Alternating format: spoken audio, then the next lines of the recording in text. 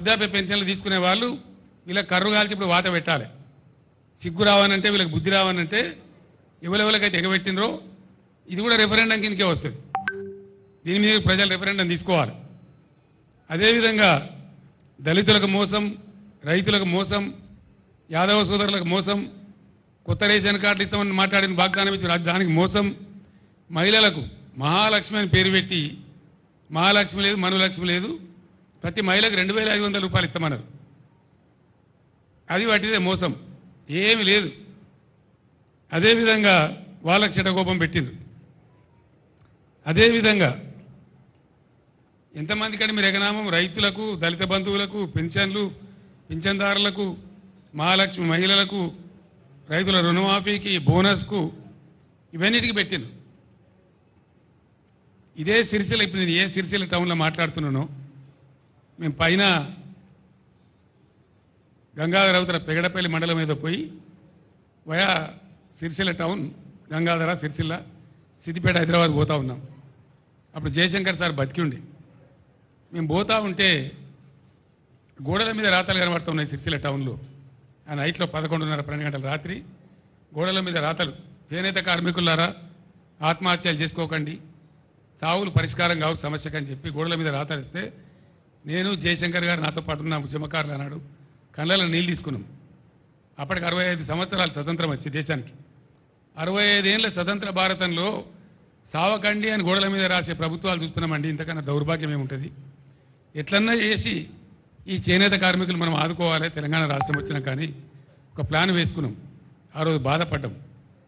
అనుకున్నట్టు దేవుని దయ వల్ల నేను చెప్పిన సిరిసిల్లలో ఒకటే రోజు ఇక్కడ 11 మంది కార్మికులు చచ్చిపోతే ఆ రోజు మా పార్టీ నుంచి ఒక 50 లక్షలు తెచ్చి చెక్కు తెచ్చి ఒక చిన్న ట్రస్ట్ ఏర్పాటు చేసి వాళ్ళని సావకుండా చూడండి దయచేసి అని బతిమాలి, ఇక్కడ ఈ గ్రామ పెద్దల్ని బతిమాలి ఆ ట్రస్ట్ ఏర్పాటు చేసి ఇప్పుడు ఆ డబ్బులు ఆ ట్రస్ట్ ఇక్కడ ఉంది ఇప్పుడు సిరిసిల్లలో చెప్పి మేము చెప్పినాం దయచేసి చచ్చిపోకుండ్రి, తెలంగాణ వస్తుంది, తప్పక వస్తుంది, వచ్చినాక మిమ్మల్ని మా బిడ్డలకి సాదుకుంటామని చెప్పి ఆర్ద్రతతో నా సభలో చెప్పినాను.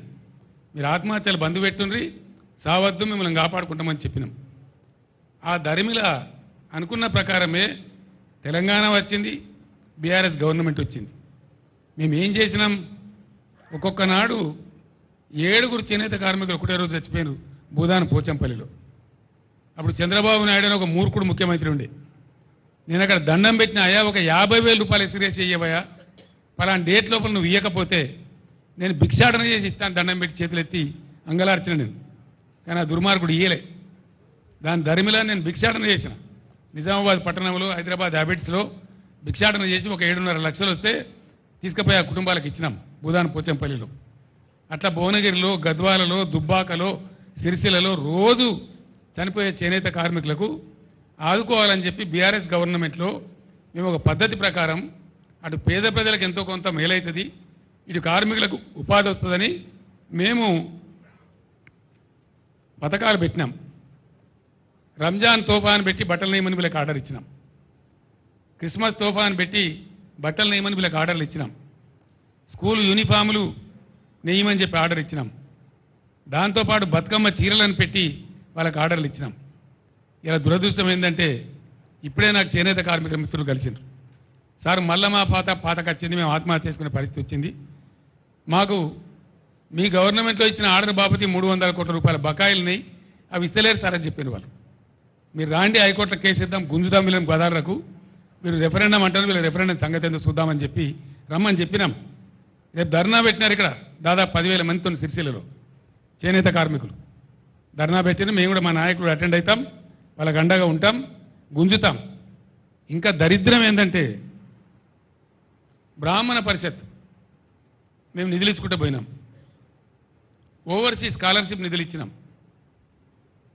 డాక్టర్ అంబేద్కర్ పేరు మీద, జ్యోతిబా పూలే పేరు మీద, వివేకానందుని పేరు మీద ఓవర్సీస్ స్కాలర్షిప్ ఇచ్చినాం.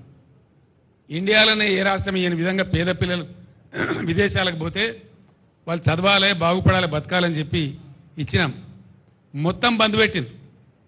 ఒక్క ఓవర్సీస్ స్కాలర్షిప్ ఇస్తలేదు ఈ గవర్నమెంట్ ఇచ్చిన కాడికి. మేము శాంక్షన్ చేసినా కూడా ఇస్తలేరు. బ్రాహ్మణ పరిషత్కి అయితే లాస్ట్ 2 క్వార్టర్ల డబ్బులు విడుదల చేయలే, ఫైనాన్షియల్ ఇయర్ అయిపోయింది. అది కూడా ఇస్తలేరు. ఈ రకంగా వాళ్ళకి ఎగనామం పెట్టినారు. ఓవర్సీస్ స్కాలర్షిప్ కూడా బంద్ పెట్టినారు.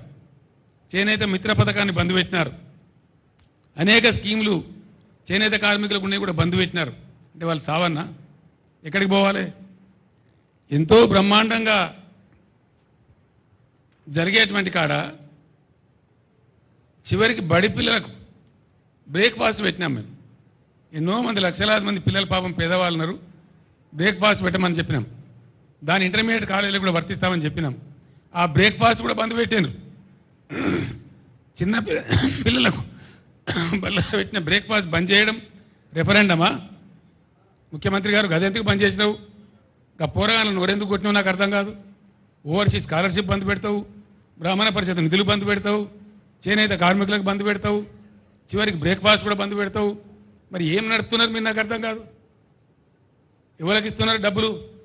ఏం చేస్తున్నారు? ఏం జరుగుతూ ఉంది? ఇంకా దీని మీదికెళ్ళి కథ ఏంటంటే రైతు బంధు అడిగితే ఒక మంత్రి ఏమో చెప్పుతోని కొట్టున్నట్టు. చెప్పుతోని కొడతారా? నేను ఇదివరకే చెప్పిన రైతులకు కూడా చెప్పులు ఉంటాయి, బందోబస్తు ఉంటాయి. తిక్క ఉట్టుకొచ్చినాడు వాళ్ళు మరైతే మీ గతి ఏమవుతుందో ఆలోచించుకోండి అని చెప్పిన నేను.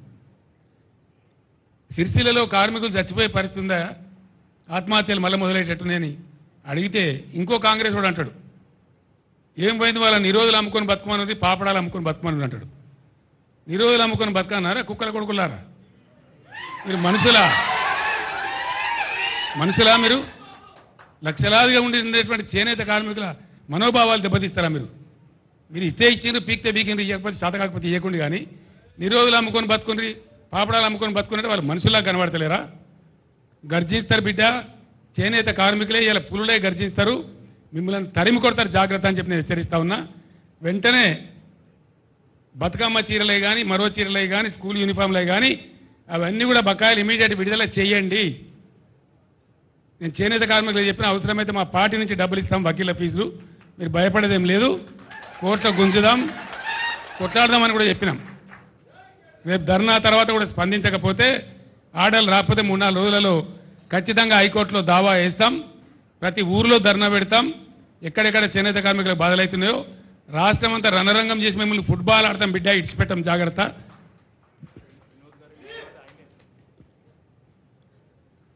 ఆ వినోదే పెద్ద అడ్వకేట్, ఈయననే కేసు వేయాలి. మీరే వేయండి కేసు దయచేసి.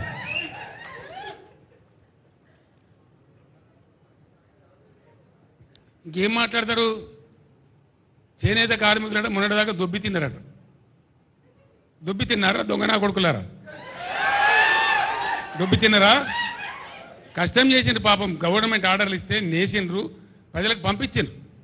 లేని అవ్వలకు, చెల్లెళ్లకు, అక్క చెల్లెలకు పాపం బతుకమ్మ చీర పేరు మీద ఒకటి పోయింది, రంజాన్ తోఫా కింద ఒకటి పోయింది, క్రిస్మస్ తోఫా కింద ఒకటి పోయింది. వాళ్ళు బతికిండ్రు. అటు పేద ప్రజలకు అందింది, ఇటు చేనేత కార్మికులు బతికిండ్రు. వాళ్ళకు ఉపాధి మార్గం దొరికింది. ఇవాళ 14 ఏళ్ల కింద, 10 ఏళ్ల కింద తెలంగాణలో చేనేత కార్మికుల బతికి ఏముండెనో మళ్ళా చేనేత కార్మికుల బతి ఆ పరిస్థితి తీసుకొని వచ్చింది ఇవాళ గవర్నమెంట్. 3-4 నెలల ఇంత పెద్ద కథ. నాకు ఇంకొక విషయం అర్థమైతే లేదు. మన సూర్యాపేట కూడా అడిగిన, మీరు కొత్త పీకి పడగొట్టింది ఏమీ లేదు, మీతో కాదు. మీ ప్రభుత్వమే లత్కోర్ల ప్రభుత్వం ఉన్నది. అడ్డమైన మాటలు మాట్లాడి మీరు 1.8% ఓట్లు ఎక్కువ వచ్చి మీరు గెలిచినారు మాకంటే. మేమేం రౌట్ కాలే, ప్రధాన ప్రతిపక్షంగా ఉన్నాం. మాకు 37% ఓట్లు వచ్చినాయి, మీకు 38.9% ఓట్లు వచ్చినాయి, అంతే. 38.8%. జస్ట్ 1.8% ఓట్లు మీకు వచ్చినాయి ఎక్కువ. ఎందువల్ల? మీ లత్కోరు వాగ్దానాల వల్ల, మీ ఉల్టా సీదా వాగ్దానాల వల్ల. మీ తులం బంగారాన్ని కొందరు మోసపోయినరు, 10 లక్షలకు